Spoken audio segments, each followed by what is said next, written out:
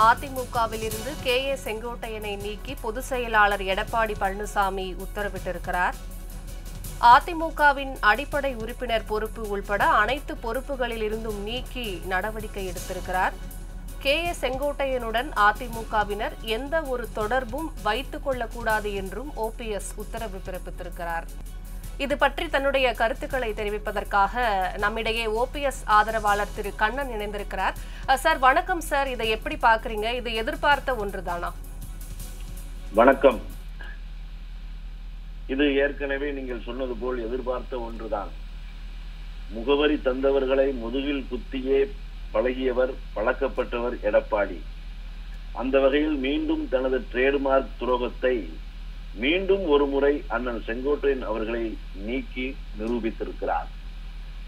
அதிமுகவின் அடிப்படை உறுப்பினராக எடப்பாடி வருவதற்கு காரண கர்த்தாவாக இருந்தவர் அண்ணன் செங்கோட்டையன். ஆரம்ப கட்டத்தில் எடப்பாடிக்கு கொலை வழக்கில் சிக்கி அவருக்கு முகவரி அற்று இருந்த காலகட்டத்தில் அந்த கொலை வழக்கிலிருந்து தன்னை தப்பிப்பதற்கும் தற்காத்துக் கொள்வதற்கும் ஒரு வழிவகையை ஏற்படுத்தி கொடுத்தவர் தான் அண்ணன் செங்கோட்டையன் அவர்கள். அவருக்கு எடுபடியாக, அவருக்கு பணியாட்களாக, அவருக்கு அரசியல் சேவகம் செய்துதான் அதிமுகவிற்குள் அடியெடுத்து வைத்தவர் எடப்பாடி.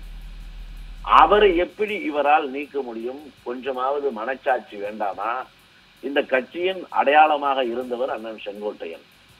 இன்றைக்கு இந்த அதிமுக இந்த உயரத்திற்கு வந்திருக்கிறது என்றால், இதய தெய்வம் புரட்சி தலைவர் எம்ஜிஆர் அவர்கள் கட்சியை துவக்கிய போது அன்றிலிருந்து தன்னை அதிமுகவின் அடிப்படை உறுப்பினராக இணைத்துக் கொண்டு பயணித்தவர் அண்ணன் செங்கோட்டையன். 1977 ஆண்டு முதலாக அதிமுக ஆட்சி தமிழகத்தில் அமைந்த போது, புரட்சி தலைவர் முதலமைச்சராக ஆகிய போது, கொங்கு மண்டலத்தின் கோவை தங்கமாகவும், கொங்கு தமிழ் சிங்கமாகவும், கோவை ஒருங்கிணைந்த கோவை மாவட்டத்தின் மாவட்ட செயலாளராகவும் பயணித்தவர் அண்ணன் செங்கோட்டையன். அந்த செங்கோட்டையன் அவர்கள் இன்று வரை தான் நின்ற கிட்டத்தட்ட 10 தேர்தல்களில் 9 தேர்தல்களில் வெற்றி பெற்று தொடர்ந்து சட்டமன்ற உறுப்பினராக பயணித்துக் கொண்டிருக்கிறார். தோல்வியை காணாத ஒரு தலைவனாக அதிமுகவில் தொடர்கிறார். இன்றைக்கு அதிமுகவில் இருக்கும் சட்டமன்ற உறுப்பினர்களுக்கெல்லாம் மூத்தவராக, முன்னோடியாக, இவரளவுக்கு சட்டமன்ற அனுபவம் இருக்கிற, இவரளவுக்கு தொடர்ந்து வெற்றியை பெறுகிற நபர் அதிமுகவில் இன்று இல்லை என்று சொல்லுகிற அளவிற்கு தனது வெற்றியை பதித்திருக்கிறார். அதிமுகவின் அடையாளம் 1987 இதய தெய்வம் புரட்சி தலைவர் எம்ஜிஆர் அவர்கள் மறைவிற்கு பிறகு அம்மாவிற்கு தளபதியாக, கள கர்த்தாவாக இருந்து பயணித்து 91 ஆட்சியில் அமைச்சராக பதவி வகித்தவர். 89 அம்மா அவர்கள் எதிர்க்கட்சி தலைவராக ஆகின பொழுது அவருக்கு பக்கபலமாக நின்றவர். 2001 மீண்டும் அதிமுக ஆட்சிக்கு வந்த பொழுது அப்பொழுதும் அமைச்சராக இருந்தவர். இந்த மாதிரி செங்கோட்டையன் அவர்கள் அம்மாவின் தளபதியாக அம்மாவிற்கு ரூட் மேப் போட்டு கொடுத்து எங்கே பேச வேண்டும், எங்கே மக்களை சந்திக்க வேண்டும், உங்களுடைய சந்திப்பு எவ்வாறு இருக்க வேண்டும், மக்கள் எதை எதிர்பார்க்கிறார்கள் என்றெல்லாம் அம்மாவர்களுக்கு எடுத்து சொல்லி மக்களுடன் அம்மாவிற்கும், அம்மாவுடன் மக்களுக்கும் ஒரு பிணைப்பையும் இணைப்பையும் ஏற்படுத்தி கொடுத்தவர் அண்ணன் செங்கோட்டையன். 2001 காலகட்டத்திற்கு பிறகு ஐயா OPS வருகிறார். அம்மாவின் பிரதிநிதியாக இருக்கிறார். அம்மா காட்டிய அரசியல் அடையாளமாக மாறுகிறார். கட்சியினுடைய முதலமைச்சராகவே கட்சிக்கு தலைமைக்கு இக்கட்டான சூழ்நிலை ஏற்பட்ட போது முதலமைச்சராக பொறுப்பேற்கிறார். அந்த OPS அவர்களை கட்சியிலிருந்து நீக்குவதற்கான முயற்சி எடுக்கிறார், முன்மொழிகிறார். அண்ணன் செங்கோட்டையன் அவர்களும் ஐயா OPS அவர்களும் அதிமுகவின் பிம்பங்கள், அதிமுகவின் முகங்கள், அதிமுகவின் அஸ்திவாரங்கள். ஆனால் இந்த அஸ்திவாரத்தை எல்லாம் தகர்த்து விட்டு தன்னை மட்டுமே தற்காத்துக் கொள்வதற்காக, தன்னை மட்டுமே வளர்த்துக் கொள்வதற்காக ஒருத்தர் இயங்குகிறார், ஒருத்தர் இருக்கிறார், அதிமுகவை தொடர்ந்து அழிக்கிறார். இதெல்லாம் எடப்பாடியினுடைய செயல்கள். அந்த செயல்களில் மீண்டும் ஒரு மைல்கல்லைத்தான் எட்டியிருக்கிறார். அதிமுகவை தான் இருக்கும் போதே அழித்து விட வேண்டும் என்கிற முடிவோடு கங்கணம் கட்டி செயல்படுகிறார் என்பதைத்தான் அண்ணன் செங்கோட்டையன் அவர்கள் நீக்கத்திலிருந்து நம்ம பார்க்க முடிகிறது. சார், இப்ப நீங்க குறிப்பிட்ட மாதிரி ஒவ்வொரு சீனியர் லீடர்ஸா வந்து அதிமுகவில இருந்து வெளியேற்றிட்டு இருக்காரு திரு எடப்பாடி பழனிசாமி. இதன் மூலமா அதிமுக பலவீனப்படுது அப்படின்றத பார்க்க முடியுமா? படுகிறது என்பதை நீங்கள் அல்ல, நான் அல்ல, தமிழகமே கண்கூடாக கண்டு முடித்து விட்டது. அதிமுகவில் அம்மா உயிரோடு இருக்கும்போது கண்ணு கட்டிய தூரம் வரை எதிரிகளே இல்லை என்று சொன்னவர் 234 தொகுதிகளிலும் இரட்டை இலை சின்னத்தில் நிற்க வைத்து வெற்றியை பெற்றவர். 37 தொகுதிகளில் பாராளுமன்ற தொகுதிகளில் வெற்றி பெற்று அதிமுகவை இந்திய அரசியல் அரங்கில் 3வது மிகப்பெரிய கட்சியாக மாற்றியவர்.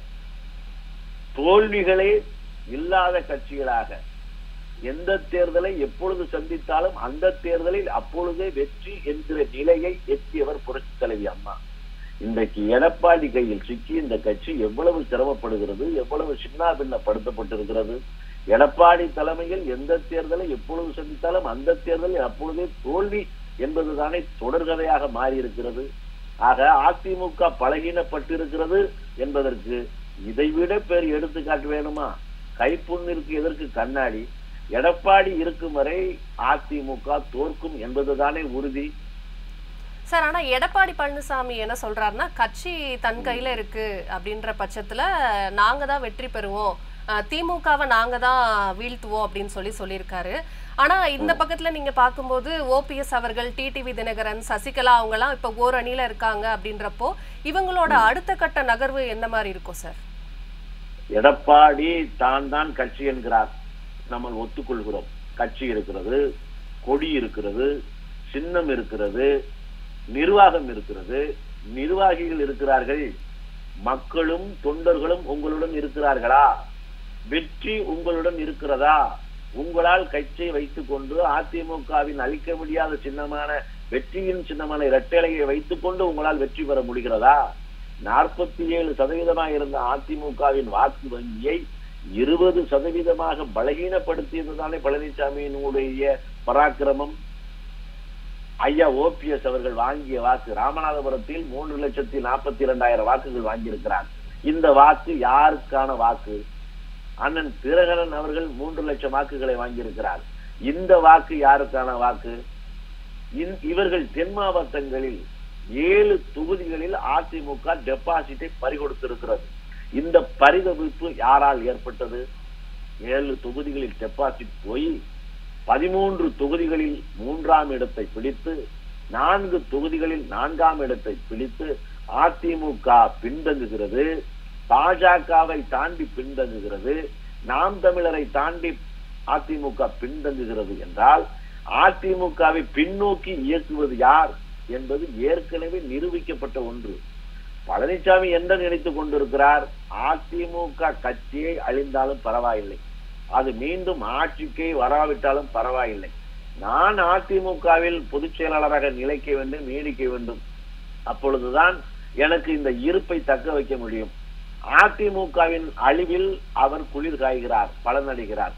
அதிமுகவை பழி கொடுத்து திமுகவை மீண்டும் ஆட்சி கட்டில் அமர்த்துவதற்கு எடப்பாடி தன்னுடைய அண்டர் டீலிங்கை அமர்க்கலப்படுத்துகிறார். எடப்பாடி இருக்கும் வரை அதிமுக தோக்கும் என்பதை துணை முதலமைச்சர் உதயநிதியே சொல்கிறார். எடப்பாடி அதிமுகவில் பொதுச் செயலாளராக இருக்கும் வரை எங்களுடைய வெற்றிக்கு பஞ்சமே இல்லை. பழனிசாமி எதிர்கட்சி தலைவராக நீடிக்கும் வரை நாங்கள் தொடர்ந்து வெற்றி கொள்வோம். எங்களுடைய வெற்றியின் ரகசியமே பழனிசாமி என்று போட்டு உடைத்திருக்கிறார்.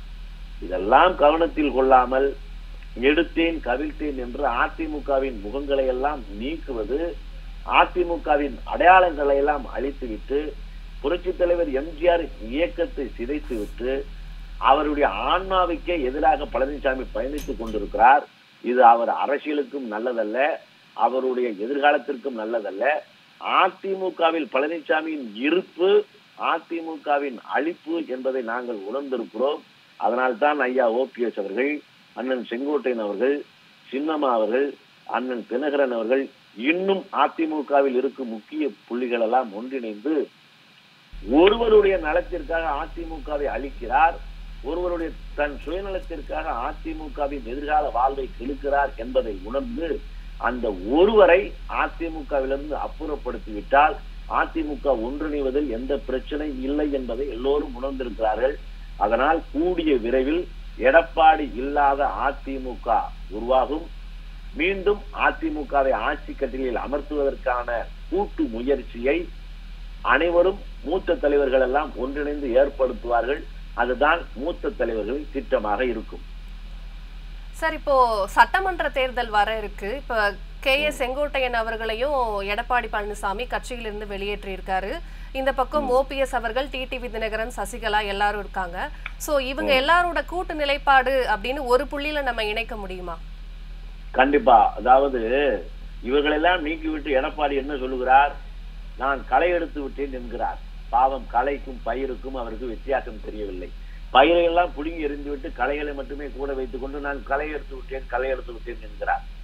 களை எடுத்தால் பயிர் வளரும், பயிர் வளர்ந்தால் பலன் கிடைக்கும்.